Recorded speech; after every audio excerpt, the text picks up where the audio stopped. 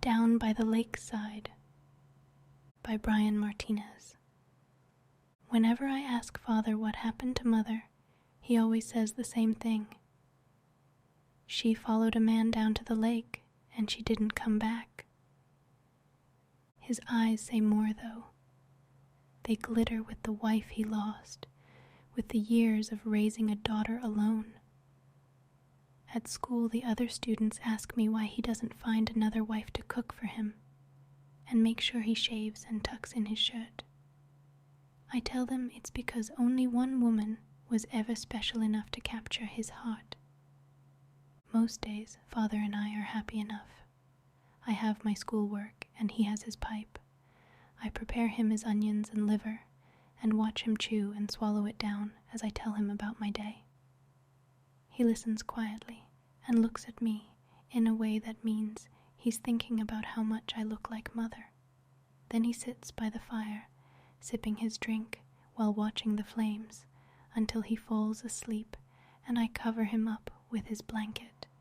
Then I go to my room, climb out the window so he doesn't hear the door, and go for a walk. My nighttime walks are my favorite part of the day. It's the only time I can be alone with my thoughts. I listen to the crickets and the owls. I feel the breeze on my face and gaze at the yellow moon and think about all the places I'll visit when I'm old enough. Venice with its ocean streets, Italy with its ancient aqueducts. The walks are also, I'm embarrassed to say, an act of quiet defiance, as I'm not permitted to leave the house at night.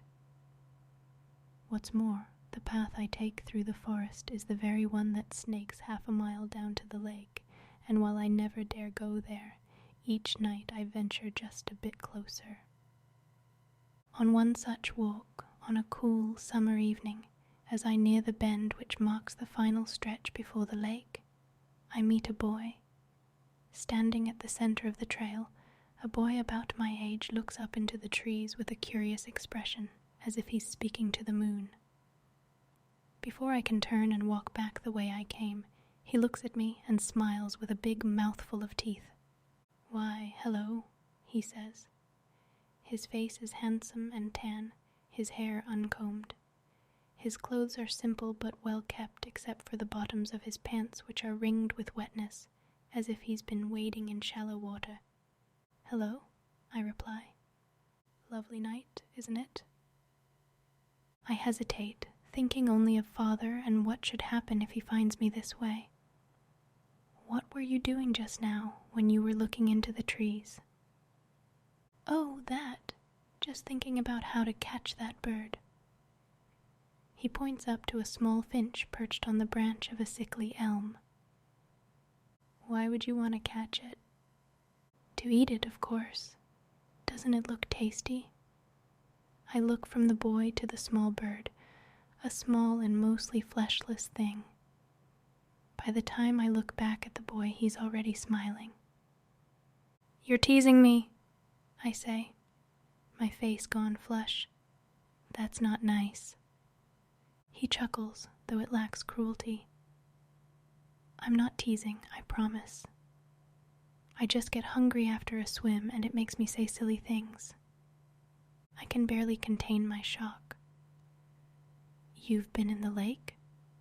I ask, clutching my stomach. Just the thought of it is like a swarm of beetles in my belly. "Most days. There's no lake deeper or more beautiful from what I've found." He squints at me, an incredulous look overtaking his features. "You've never been?" "Father doesn't allow me. He says it's too dangerous." He grins. "You know why he says that, don't you?" "To make sure I don't get hurt." I'm about to say like Mother, but stop myself from telling a stranger such personal business. "That's not it at all," he says. "The truth is, adults are scared of a girl who does whatever she wants. Brave girls don't need them, and that makes them useless. That's what worries them more than anything." I have to be going back. Maybe I'll see you at the lake someday. Like I said, I'm there most days. I turn and hurry back to the house without another word, terrified that I've stayed out far too long enough that Father might have woken and found me gone. But he's still in his chair, snoring like he's choking, and I slip into my bedroom without making a sound. Most of the night I spend awake, thinking of the boy and the lake and the tiny finch. They swirl around and around inside my head like shadows dancing on the ceiling until I can barely tell them and myself apart. I don't know when I fall asleep, or even if I do, only that at some point I blink and find the sun has risen. The summer weighs heavily on me on my walk home, the air as thick as porridge. Perhaps it's the heat that causes me to momentarily lose myself. Whatever the reason, I find Father wetting his head in the barrel beside the house, still wearing his clothes from the night before, and I ask him a question. May I go to the lake? He straightens, hair matted to his face, water running down his sweat-stained collar. What's that now? My friends, Anna and Eliza, they're going down to the lake today. Not to swim, of course, just to sit on the grass and play a while. I was thinking of joining them. Father smiles, water still trickling down his neck. Then he walks over and slaps me hard across the face. I don't even realize I've fallen until I taste the dirt in my mouth. When he's done teaching me a lesson, Father locks me in my room and tells me it's for my own good, that I'm forbidden to go to that place, as all young girls should be. He calls me a liar for suggesting Anna and Eliza's parents would allow them to do such a thing, and if not a liar, then certainly a poor judge of friends. I don't argue either of these things. Father loves me, this I know, otherwise he wouldn't wish to protect me from the world. The problem is, he was raised to be little more than a stable boy. His own father talked to him almost entirely with the riding whip, so of course he speaks the same to me. When people ask me why Father doesn't find another wife, I tell them only one woman was special enough to capture his heart. But that's not the truth. The truth is, only one woman was innocent enough to fall for him. I believe in my heart that he's the only man my mother was guilty of following. I spend hours in my room, reading the only book Father hasn't discovered and taken away. It's not that he doesn't want me reading exactly, just that he doesn't like when I go in his room and take Mother's things. He even tried locking her hope chest, but it didn't take me long to figure out how to open it. There's a commotion in the kitchen, like Father is looking for something and can't find it. Without me, he doesn't know where anything is in the house, and certainly not the kitchen. I listen at the door until his footsteps draw close and his voice makes me jump. Going to town for a few hours, he says. You just stay put until I get back, you hear? Yes, Father, I reply, not bothering to ask him if he can unlock the door first, as I know he won't. Then I listen to him walk out the front door and close it behind him. He won't be home for several hours, especially if he's going for a drink, which he almost certainly is. It's not just books that I've taken from Mother's chest.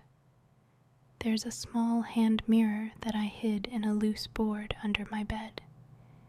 And with it is my favorite treasure of all, a blue summer dress she made herself, with her own hands, and would wear on special occasions. I try on the dress, and for the first time since I took it from Mother's chest it actually fits. My eyes grow wet at the thought that her and I are now the same size. She looms so large in my memories. It only reminds me how long she's been gone from this house and from our lives, and how time continues to pass, whether we want it to or not. I smile into the mirror and do my best to wipe my eyes dry. Climbing out the window is made more difficult by the dress, but I manage to without getting too tangled, and more importantly, without tearing the delicate fabric. Without a glance back, I hurry to the path before I'm seen. The woods are quite different during the day. Some people find them scary at night, but the truth is, I prefer them when I can't see as much. In the sunlight, every mangled branch and rotting, fungus-riddled felled tree can be seen. At least in the dark, like so many other ugly things, I can pretend they don't exist. As much as I look, I don't see any finches on the way. Soon the final bend of the path is before me, and beyond that, the sound of gentle waters sloshing and swaying fills the air. I take a moment to steel myself, preparing to break what is perhaps Father's strictest rule. But then he has so many rules, doesn't he? I've spent my life listening to those rules, obeying them, following them to the letter, and I can't say I'm any better off for it. He's done nothing to teach me about the world, only to fear it, and I've grown weary of being afraid. As I emerge from the woods, leaving that final bend in the trail behind, the sight of the lake opening up before me causes the breath to catch in my chest. Nestled in the trees, the cool waters shine like a big blue gem cut from the earth. Tall, old trees make a curtain of cool shade, their leaves fluttering in the sunlight. The lake is like a mirror for the sky, rippling with secrets to tell the whispering leaves.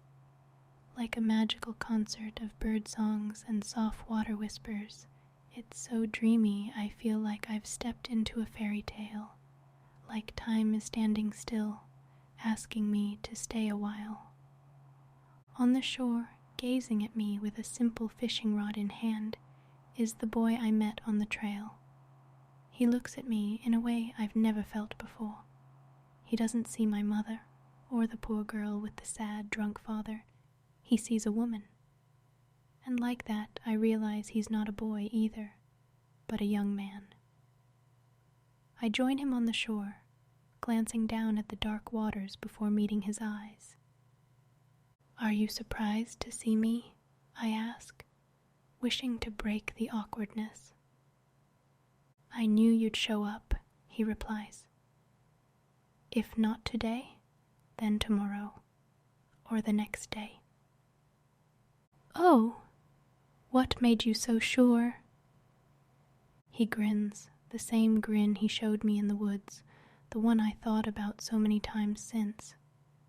There's a look folks get in their eyes when they're tired of being told what to do. You can see it if you just look. He holds out his fishing rod, which looks like he carved it himself from a tree branch. "Do you want to give it a try?" I look again into the lake, the sun's rays barely piercing the surface, and I think of how long I've been scared to come to this place, how I've been made to think it's a dangerous place, the gaping maw of hell filled with the tears of the devil himself. "Do you want to go for a swim?" the boy asks. The question surprises me so much, I take a step back, as if pushed off balance. I don't think I should." "You can't swim at your age?" I scowl at him. "Of course I can swim. It's just that I don't have a swimsuit. It wouldn't be proper." "I have no use for proper," the boy says, and before I can stop him, he's undressing until he's down to just his underthings, and then those come off too. Then he's running, whooping, jumping out into the sunshine and splashing down, down into the sparkling waters of the lake, the waves settling down until they're barely a ripple, and he's just gone. Gone. Me standing alone on the shore wondering if he's dead, wondering if I should run. Tell someone, keep it a secret. With a great splash and a shout, he finally resurfaces. Without meaning to, I let out a great laugh, relieved to see him alive and looking up at me with that grin so free. "Well?" he says, as if that's all he needs to say. "I told you, it's not proper. My father—" "Your father's not here," he cuts me off. "You are. Do you really want to come all this way without swimming?" When I don't know how to answer, he adds, "Look, I'll turn around, okay? I promise not to peek." And he spins around in the water until his eyes are facing away, just treading water as he waits for me to make up my mind. I do nothing. My fear once again holds me, squeezes me. But then, glancing back at the trail, contemplating the silent walk back to the house, I think of the finch, small and delicate. Is that how Father sees me? I wonder. Tiny and weak. Does he, too, look at me perched there, innocently, and think of capturing and eating me? So here I am, slipping free from the blue dress and letting it fall to the grass. Here I am jumping into the cold waters I was never meant to touch, my heart beating so quickly from the fear my father put there. But then I'm shedding the fear and laughing so free with the beautiful boy, until I'm diving under, swimming down into the dark and cloudy water of the forbidden lake, to be cooled by its kiss. Down here in the cold, deep waters, I'm 100,000 miles from home, and I've never felt more free, more open and full in my life, not since I was a little girl unburdened by the rules and threats of a man too ruined to be of any use to the world. I see him now for what he really is, a dry, hollow shell like the ugly casing left behind on trees by cicadas. But then, far below me, I see something stirring up the long grasses, and up from the depths it gallops, the body of a black and gray horse, eyes like green fire, the end a flowing mass of seaweed and fins, a mane of flowing eels, and on its back, the rider in its rotten saddle. I swim for the surface, break free, gasp for air. I shout for help, but realize quickly I'm alone. The young man isn't next to me as he was, isn't anywhere I can see.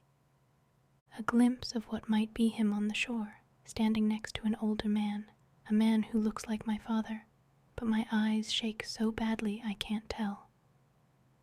It doesn't matter, because neither of them helps me. Neither of them cares enough to move, to shout. Perhaps they're even happy to see me struggle, arms flailing and feet kicking. Water gets in my eyes, and when I blink and wipe them clear, the two figures on the shore are gone, if they were ever really there. Panic fills me as my head dips under the water again.